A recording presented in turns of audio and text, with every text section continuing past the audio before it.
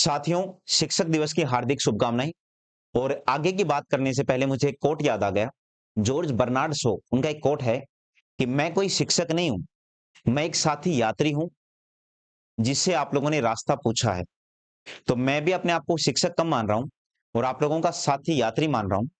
और ये साथी यात्री का मतलब ये है कि आप लोगों ने मुझसे रास्ता पूछा है अपनी मंजिल का।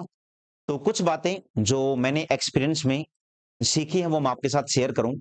नंबर 1, कि हम लोगों को कभी भी किसी एक भर्ती के पीछे टारगेट बनाकर नहीं भागना चाहिए। हाल-फिलहाल में राजस्थान में आप बच्चों ने एक भर्ती देखी होगी, राजस्थान में एसआई की भर्ती आई। खूब विवाद में वो भर्ती अभी तक है और बच्चों को समझ में नहीं आ रहा कि वो भर्ती रद्द होगी या फिर वो भर्ती में होगा क्या आगे? मतलब ऐसा कुछ क्लियर है नहीं बच्चों को। तो इस बात को समझिएगा। नंबर 1, कि हमें किसी एक भर्ती को टारगेट नहीं बनाना है। नंबर 2, आप लोगों को ये समझना है कि हमें कोचिंग खेलना नहीं है। सामान्यतः बच्चे कोचिंग करते कम हैं, खेलते ज़्यादा हैं। आप बच्चों को कोचिंग केवल और केवल एक बार करनी है। तीसरी बात ये है कि आप लोगों के सामने अभी एक गाइडेंस की कमी होती है और आज का जो युवा होता है, वो रील देखकर ज़्यादा मोटिवेट हो रहा है। और आप बच्चों को पता भी है कि आईएएस की अगर मैं बात कर रहा हूँ या फिर मैं आरएएस की बात करता हूँ, तो उसमें हो क्या रहा है कि रील देखकर बच्चे नीली बत्ती की गाड़ी देख ली, लाल बत्ती गाड़ी देख ली, है ना? तो अपने आप में एक छवि बना लेते हैं। वर्दी देख ली, तो वर्दी देखकर नहीं, आप अपनी काबिलियत को पहचानिए सबसे पहले।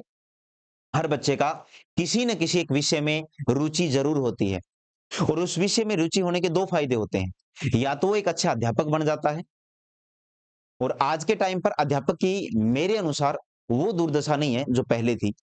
देखो, पहले अध्यापक को केवल और केवल एक मान-सम्मान मिलता और आज के टाइम पर आपको पता है कि अध्यापक को मान-सम्मान के साथ में आर्थिक रूप से सक्षम होना भी अनिवार्य है। क्योंकि मैंने पाया है कि जो लोग काबिल होते हैं ना, जो पढ़ाने में बहुत अच्छे होते हैं, अगर उनको वो बेहतरीन फैसिलिटी ना मिले, तो वो एक अच्छे शिक्षक नहीं बनेंगे। फिर वो क्या करते हैं, अपना पैशन चेंज कर लेते हैं। और हाल-फिलहाल में क्या हो रहा है कि आप लोगों को पता है कि टीचर लोग एज़ ए स्टार की ज़िंदगी जी रहे हैं। आप बहुत बड़े-बड़े टीचरों को ऐसे जानते हो, आप उनकी रील आप लोगों के सामने आती है। तो मोटिवेशन देने का मतलब ये कतई नहीं है कि मैं आप लोगों को आपके माइंड को डाइवर्ट करूँ या कुछ और।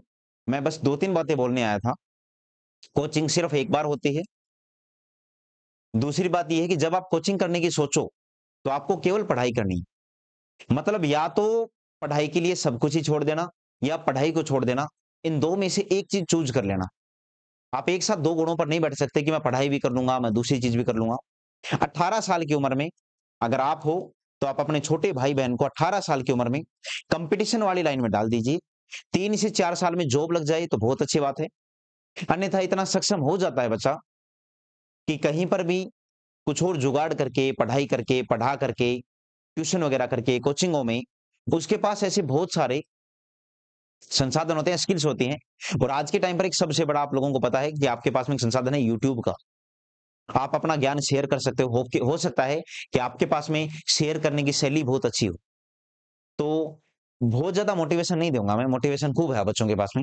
लेकिन एक शिक्षक होने के नाते, एक साथी होने के नाते, मेरा इतना दायित्व था कि मैं आप लोगों के सामने अपना एक्सपीरियंस ज़रूर शेयर करूँ। और जो मैंने आप बच्चों के सामने शेयर किया है, ठीक है? धन्यवाद दोस्तों।